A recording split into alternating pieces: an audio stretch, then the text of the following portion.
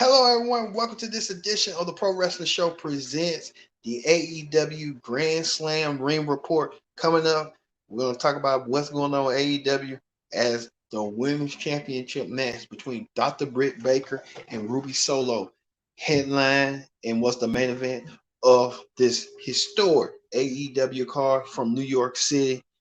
What a historic night. Dr. Britt Baker defended her Women's Championship against the number one contender, Ruby Soho. So we're going to get to that coming up. As well as many people are considering this the match of the night as Bryan Danielson took on Kenny Omega.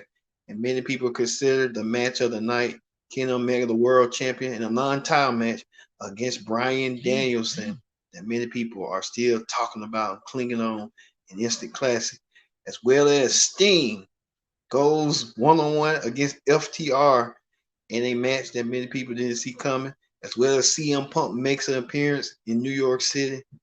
Man, CM Punk in New York City, a lot going on with that. All this and more when the Pro Wrestling Show presents the AEW Dynamite Ring Report, and it starts right now.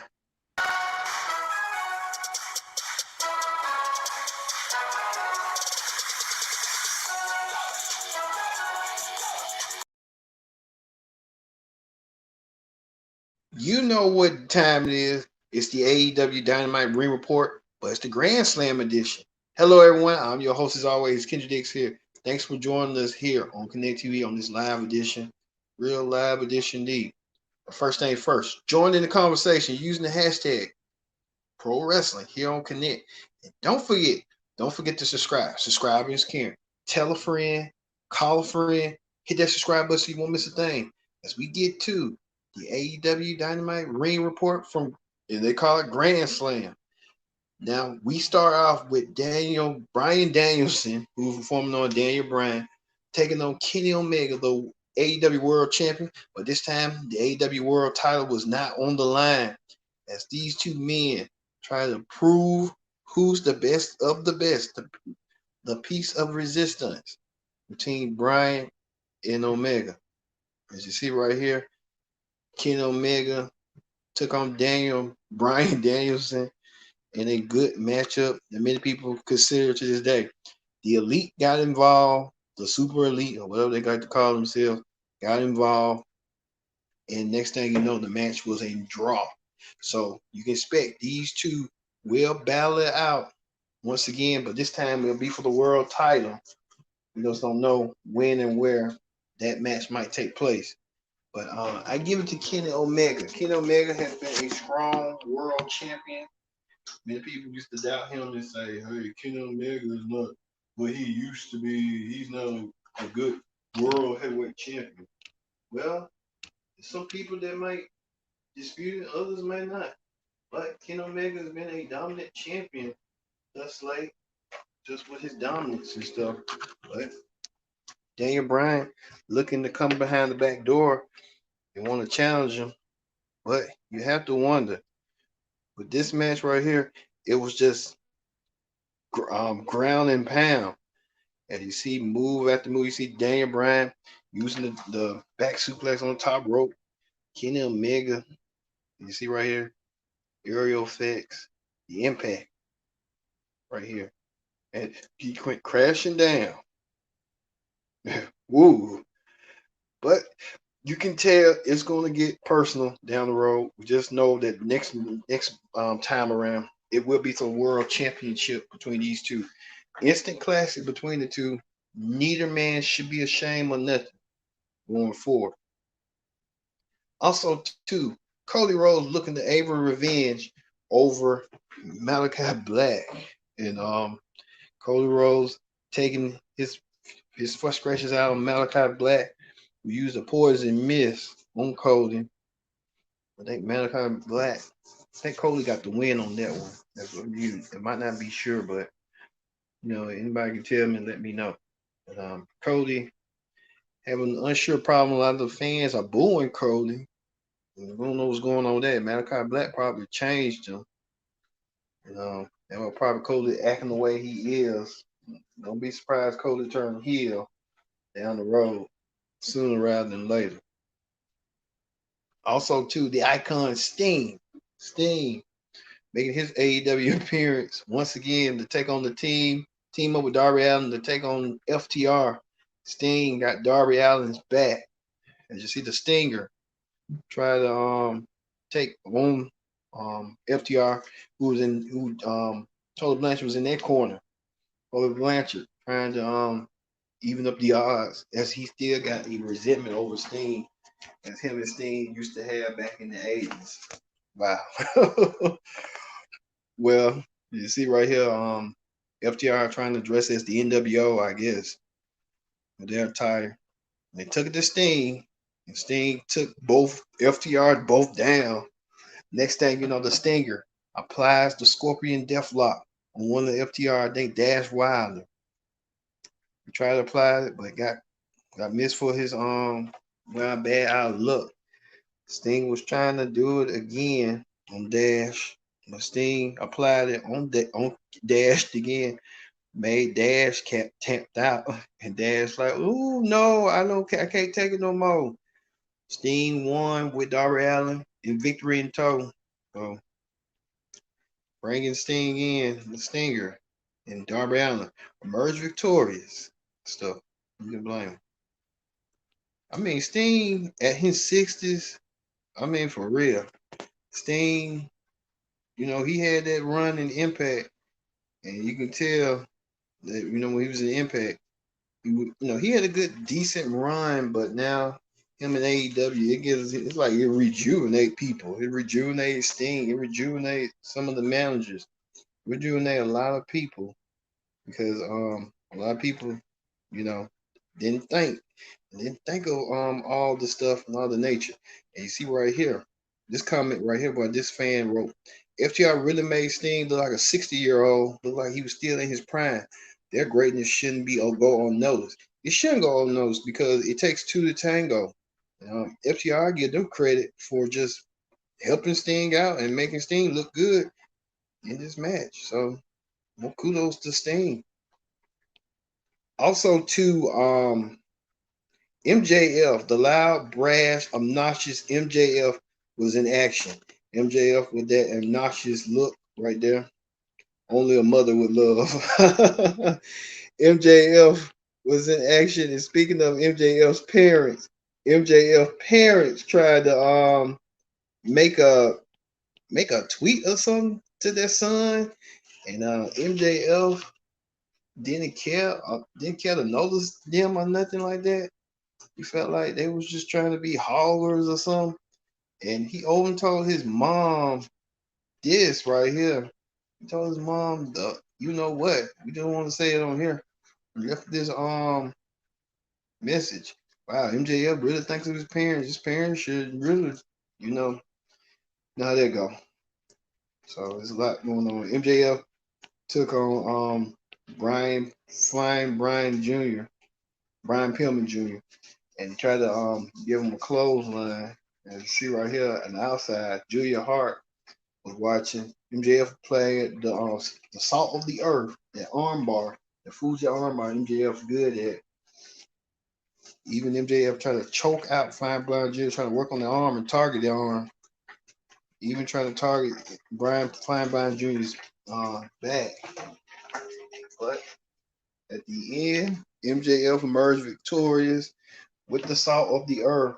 So a lot of people are still saying they're planting the seeds for MJF and Wardlow to kind of, go at each other. Like MJF will mistreat Wardlow. So a lot of people are still clinging to hope for that MJF gets what he has coming to him and stuff in the hands of Wardlow, because you can tell it's going to happen. Remember that time when MJF told Wardlow, just stand over there and look pretty, and MJF it made Wardlow tick, and Wardlow was like, "What?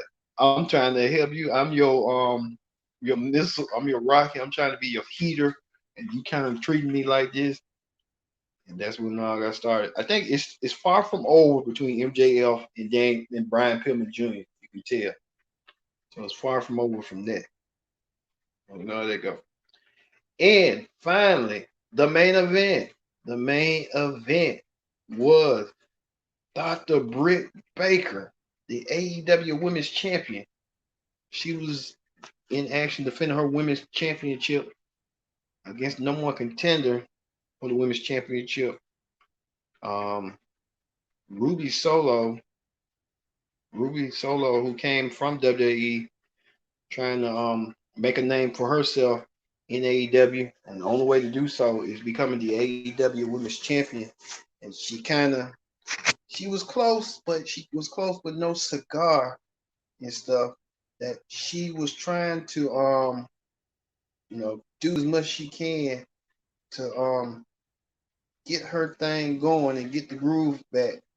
As you see right here, she was trying to apply the maneuver after maneuver. She even did um kick outs during each fall. I think Ruby Solo wants to prove herself and prove her work and stuff. But she put in a good effort. But at the end, Dr. Britt Baker won the championship with the lockjaw, making Ruby Solo tap out. Ruby Solo didn't have no choice. Now, Britt Baker, still your reigning AEW Women's World Champion. Dr. Britt Baker, now still the AEW Women's Champion. They're all. And a lot of people were still talking about the match. Even they were saying this. They were saying thinking about how Ruby Solo got released 3 months ago, and now she's main eventing the biggest show in AEW history and the most attended non-WWE pro wrestling event in the US since July 1999. So kudos to them two women right here, Ruby Solo and Britt Baker, for main eventing Dynamite. I guess they're the first two women to main event. No, I think Britt Baker main evented Dynamite with Thunder Rosa, but you know how they go. So it was a great grand slam and stuff, but a lot of people are saying. So yeah, okay. What are they saying? That JR said it was a good match. Yeah, JR said it was a good match. It was a good match indeed. It kind of left to its participation and stuff, and now they're talking about new rumblings and stuff that it might be a women's champion, a secondary women's title in the making very soon. So it'll be introduced down the road. All right. That ends the AEW Dynamite Grand Slam ring report. All right, let's move forward. To hot topics. We talked about Owen Hart, the Rocket. AEW with the Owen Hart Foundation will be making you heard the news. We talked about it here on Connect TV as well that Owen Hart is going to be all elite. So Owen Hart, congratulations to him in his honor. Good for Owen Hart.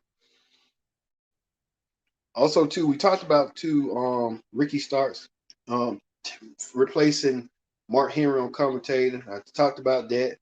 We talked about that. And as well, next week on AEW, Miro defends the TNT Championship, and he will take on Sammy Guevara next week as well. So look for Miro and Sammy Guevara looking horn to horn for the TNT Championship going forward. So Miro can continue his dominance as TNT champion. Also, too, Tony Khan did a feature on the Associated Press promoting AEW Grand Slam. He talked about the similarities between him and Vince McMahon, about why he's doing things different.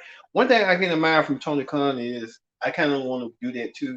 When you're in your 30s, you want, like, Tony Khan is close to being, what, next year he'll be 40 years old or something. So I'm still in my 30s, and I feel inspired. Like, when you're in your 30s, you're in your prime, you want to do business and learn the business aspect. So I admire Tony Khan on that and stuff. Also, too, Chris Jericho and Dan Lambert, their word of words. We're going to see it this Friday on Grand Slam. Jericho and Lambert and stuff. A lot of matches ain't gonna be like a repeat Dynamite, but Dynamite point two. Triple H, thank WWE fans and WWE all like for well wishes for him because remember Triple H had suffered a cardiac event. Man, just call it a cardiac arrest or a heart attack, one of the two. Stop. You know, it's normal. You ain't got to be ashamed of it, but you know Triple H is. I don't want folks to know that signs of weakness. No, it's not weakness. It's just your family got a history of heart problems. It's just things happen. So we wish Triple H well, but come on. Plus two CM Punk will make his television debut wrestling on AEW Rampage. So look out for that this week when he takes on Powerhouse Hobbs and avenge the loss on what Powerhouse Hobbs did to him this past week when the Team Taz decided to stick their nose and try to take CM Punk out and take him down. Look for that. All right. That is the AEW Dynamite Grand Slam. So for me being Kendrick saying so long, we'll see you for Predict the Outcome. No SmackDown Report, but Predict the Outcome for Extreme Rules. We'll see you later.